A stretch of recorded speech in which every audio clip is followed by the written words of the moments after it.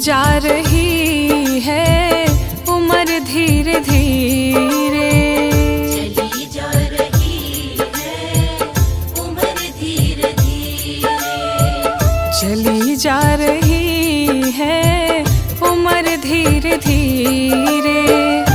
पल पल यूं आठों पहर धीरे धीरे, पल पल यूं आठों पहर धीरे धीरे, चली जा रही है उम्र धीरे धीरे। चली जा रही है उम्र धीरे धीरे।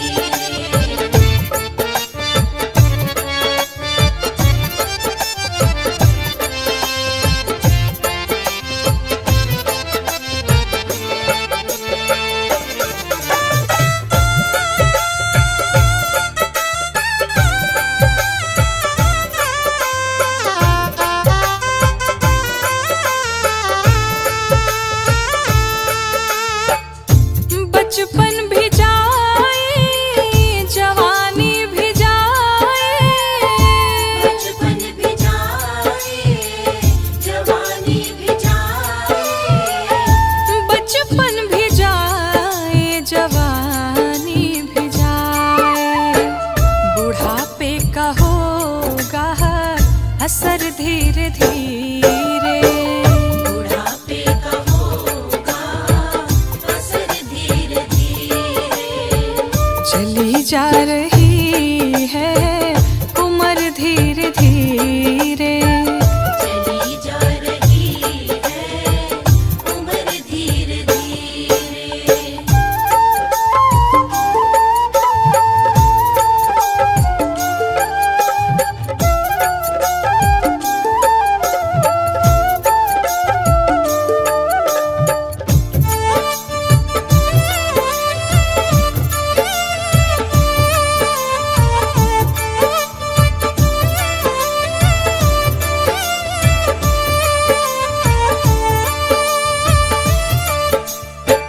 तेरे हाथ पाँव में दम ना रहेगा, तेरे हाथ पाँव में दम ना रहेगा, तेरे हाथ पाँव में दम ना रहेगा।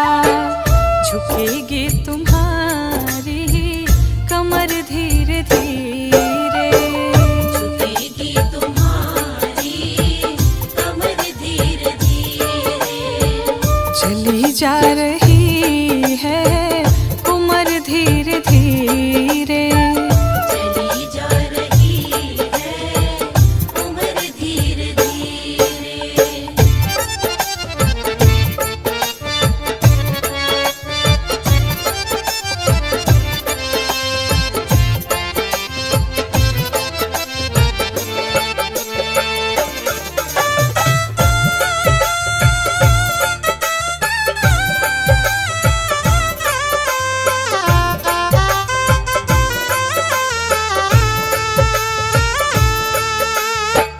शिथिल अंग होंगे सब एक दिन तुम्हारे, शिथिल अंग होंगे एक दिन तुम्हारे, शिथिल अंग होंगे सब एक दिन तुम्हारे। फिर मंद होंगी नजर धीरे धीरे, फिर मंद होगी नजर धीरे धीरे। चली जा रही है उम्र धीरे धीरे। चली जा रही है उम्र धीरे धीरे।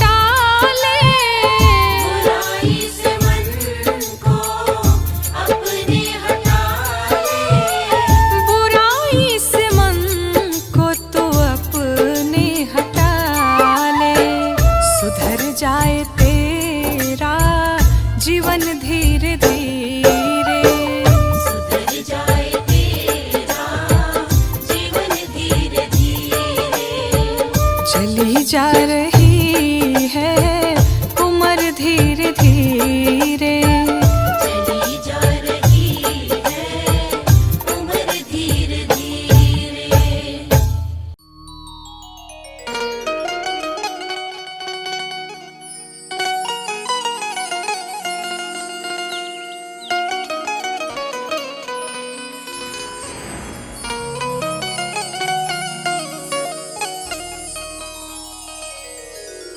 मान मेरा कहना नहीं तो पछताएगा, ये माटी का खिलौना माटी में मिल जाएगा।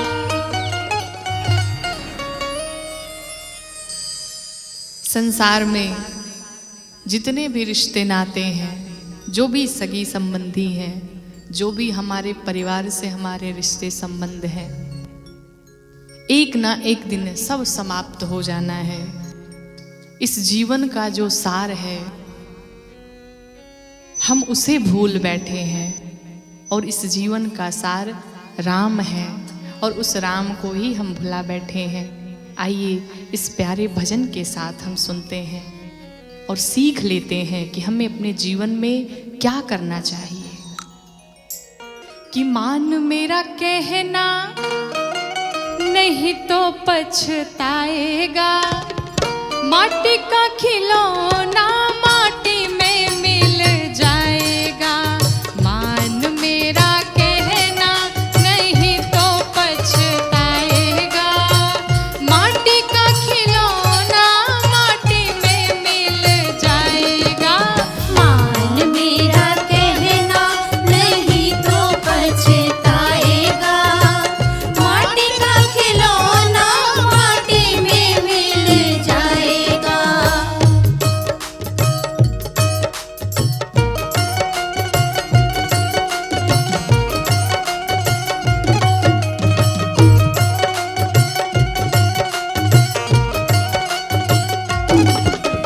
मान मेरा कहना नहीं तो पछताएगा, माटी का खिलौना माटी में मिल जाएगा। और साधक कहता है, सुंदर रूप देख कर फूला, सुंदर रूप देख कर फूला, धन माया के मद में भूला। धन माया के मद में भूला। जिस सुंदर स्वरूप का हमें अहंकार होता है कि हम बहुत सुंदर हैं, बहुत सुंदर स्वरूप हमें प्राप्त हुआ है, और जिस धन का हमें अहंकार होता है, ये सुंदर स्वरूप, ये सुंदर शरीर और ये धन संपत्ति सब कुछ यहीं छोड़ करके जाना है। एक दिन हंसा अकेला उड़ जाएगा, एक दिन हंसा अकेला उड़ जाएगा, माटी का खिलौना माटी में मिल जाएगा। माटी का खिलौना माटी में मिल जाएगा। मान मेरा कहना नहीं तो पछताएगा,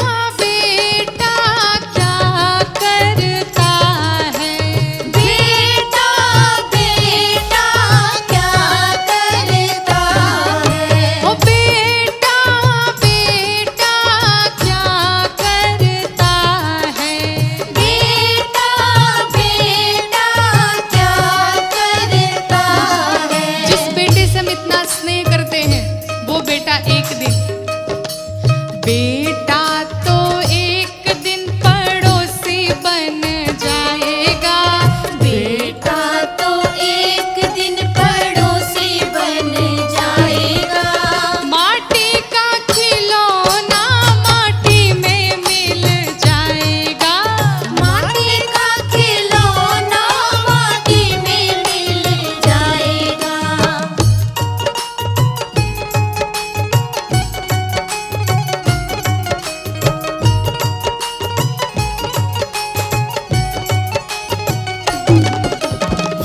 माटी का खिलौना माटी में मिल जाएगा। माटी का खिलौना माटी में मिल जाएगा। अच्छा, बेटा नहीं करता तो बेटी तो जरूर करेगी, लेकिन बेटी की क्या स्थिति है? ओ बेटी बेटी क्या करता है, बेटी बेटी क्या करता है। बेटी बेटी क्या करता है, बेटी बेटी क्या करता है। जिस बिटिया से हम इतना स्नेह प्रेम करते हैं उस पर हमें बड़ा घमंड होता है, लेकिन एक दिन वो भी बेटी आपको छोड़ करके चली जाएगी। बेटी को तो एक दिन जमाई ले जाएगा, बेटी को तो एक दिन जमाई ले जाएगा। माटी का खिलौना माटी में मिल जाएगा, माटी का खिलौना माटी में मिल जाएगा।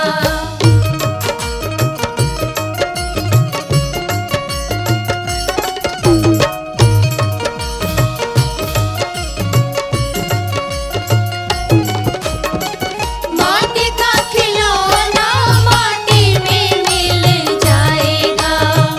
माटी का खिलौना माटी में मिल जाएगा। अब बेटा बेटी से तो आपका मन भर गया। आप अगर कहें कि आपके पड़ोसी वाले बहुत अच्छे हैं, अब उन पड़ोसियों की क्या स्थिति है? पड़ोसी पड़ोसी क्या करता है, पड़ोसी पड़ोसी क्या करता है।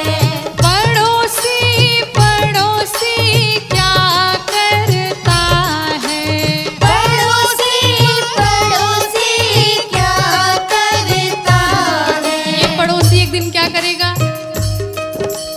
पड़ोसी तो एक दिन घाट तक पहुंचाएगा, पड़ोसी तो एक दिन ये घाट तक पहुंचाएगा। माटी का खिलौना माटी में मिल जाएगा, माटी का खिलौना माटी में मिल जाएगा। मान मेरा कहना नहीं तो पछताएगा, मान मेरा कहना नहीं तो पछताएगा।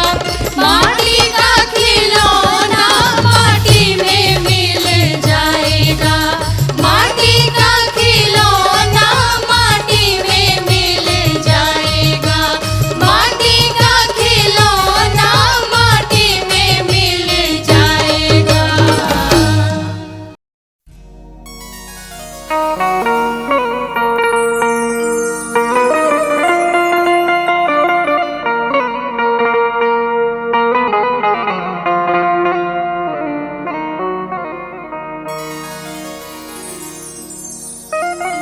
जगत में कोई न परमानन, जगत में कोई न परमानन।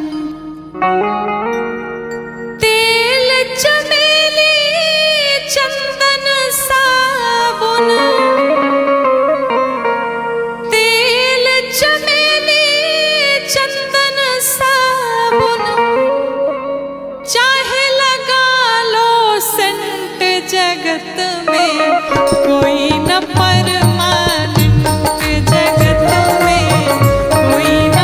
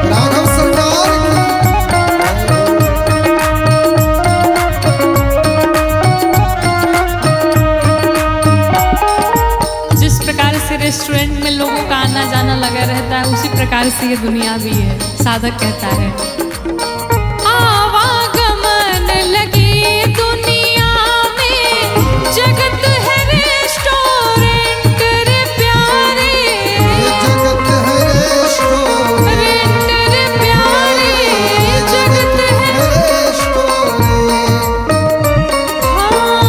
आवागमन लगी दुनिया में, जगत है रेस्टोरेंट रे प्यारे, रे प्यारे।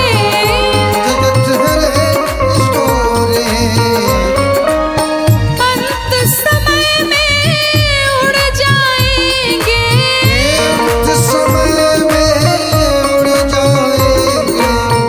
तेरे तंबू टेंट जगत में, कोई न परमानेंट, जगत में कोई न परमानेंट। बड़े भाव से सभी लोग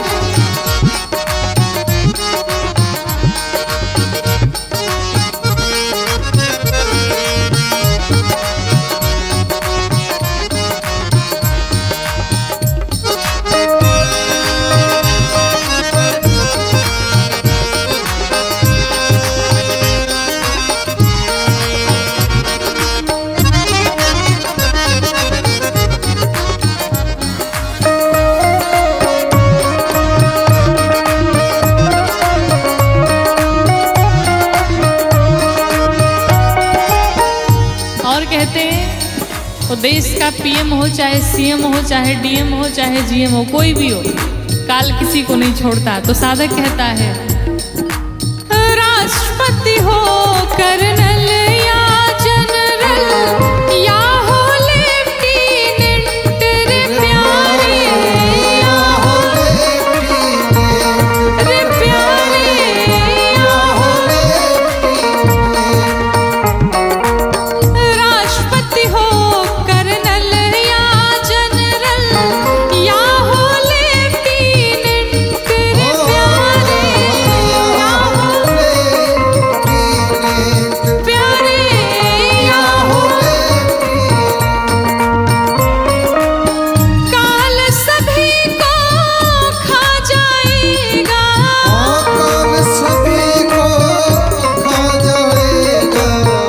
लेडीज हो या जेंट्स, जगत में कोई न परमानेंट, जगत में कोई न परमानेंट।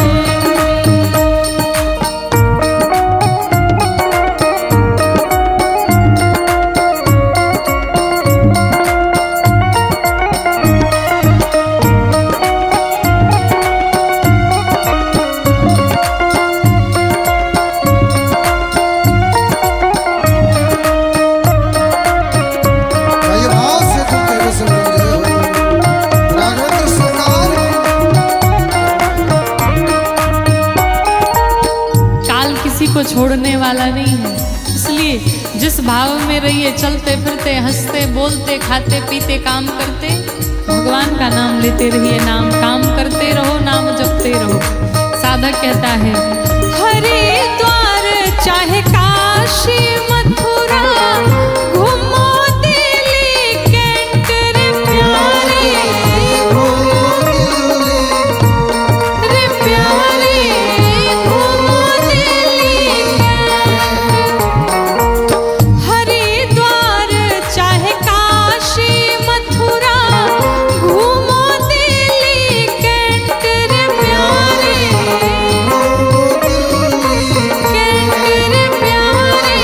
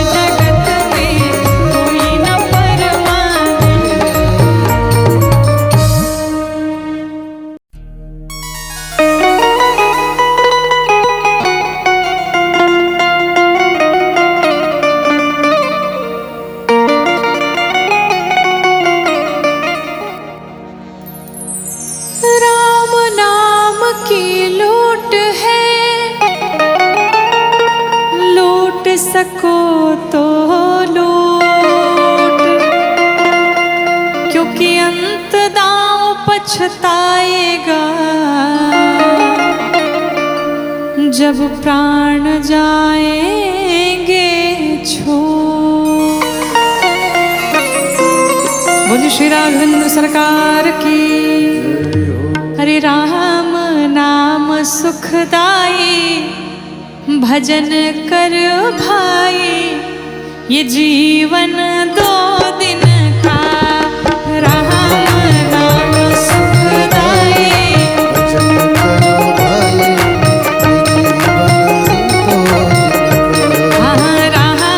नाम सुखदाई, भजन कर भाई, ये जीवन 2 दिन का।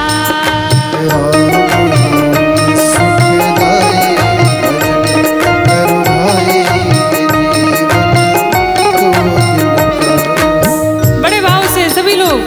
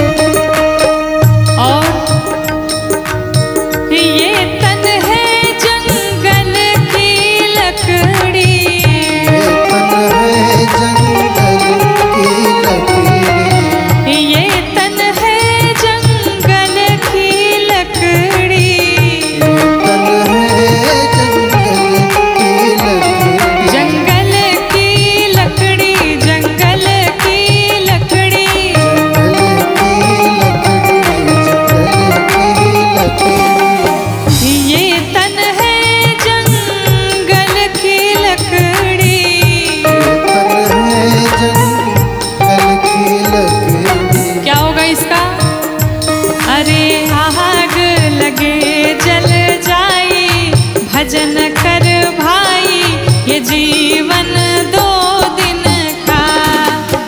आग लगे जल जाए, भजन कर भाई, ये जीवन 2 दिन का।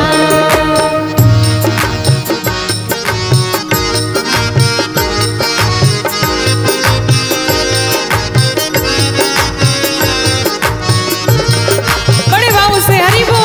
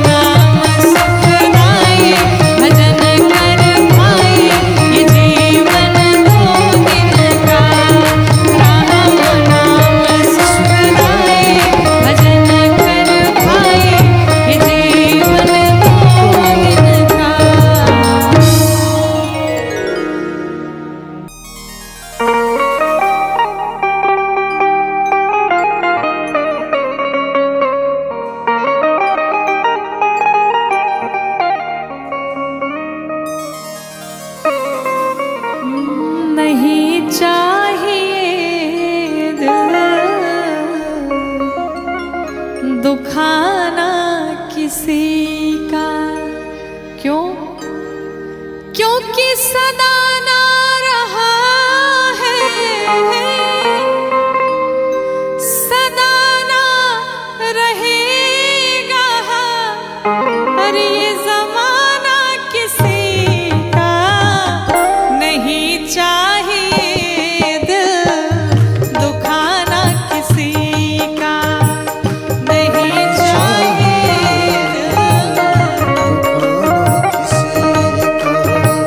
सदा ना रहा है, सदा ना रहा है, सदा ना रहेगा, सदा ना रहेगा। ज़माना किसी का नहीं चाहिए, दिल दुखाना किसी का नहीं चाहिए, दिल दुखाना।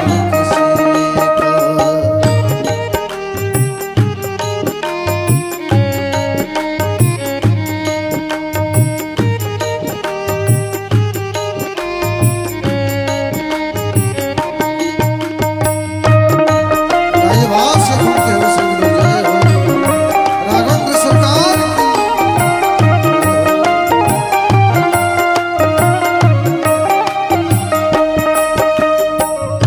चाहे कोई राजा हो या रंक हो, जब भगवान के वहां से बुलावा आ जाएगा तो कोई बहाना नहीं चलेगा। कहते हैं आएगा बुलावा तो जाना पड़ेगा, सिर तुझको आखिर झुकाना पड़ेगा। आएगा बुलावा तो जाना पड़ेगा, सिर तुमको आखिर झुकाना पड़ेगा। क्यों ऐसा होगा? क्योंकि वहाँ ना चलेगा, वहाँ ना चलेगा, वहाँ ना चलेगा, वहाँ ना चलेगा। बहाना किसी का नहीं चाहिए, दिल दुखाना किसी का नहीं चाहिए, दिल दुखाना किसी का।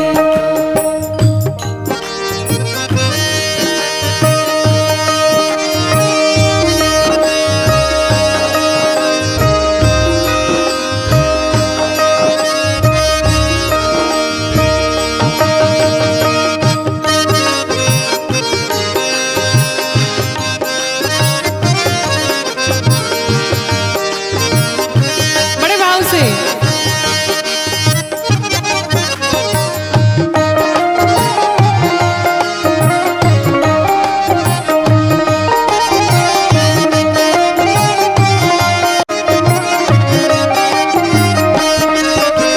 चाहे कोई व्यक्ति अरबों खरबों कमा ले, पूरे जीवन की कमाई अगर दे दे और चाहे कि हम अपने जीवन का एक क्षण खरीद लें तो संभव नहीं है।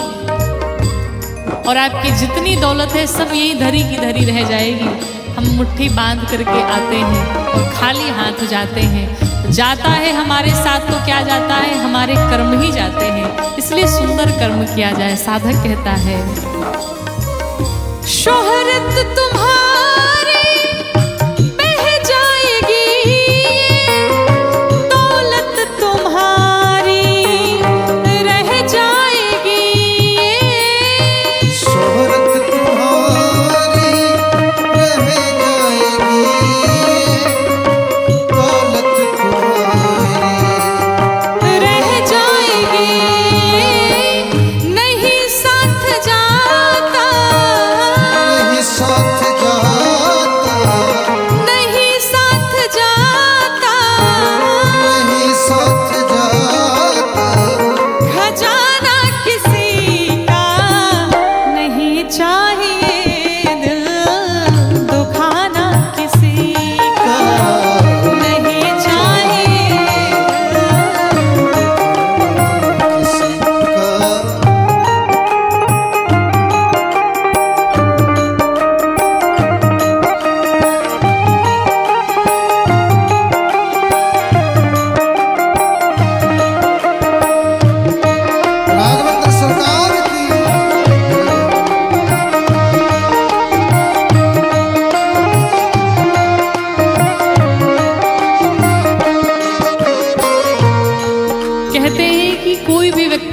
अधिकतर आपने देखा होगा कि हम दूसरों में बुराई निकालने में लगे रहते हैं, लेकिन कभी स्वयं के भीतर झांक के नहीं देखते कि हमारे भीतर कौन कौन सी बुराइयां हैं।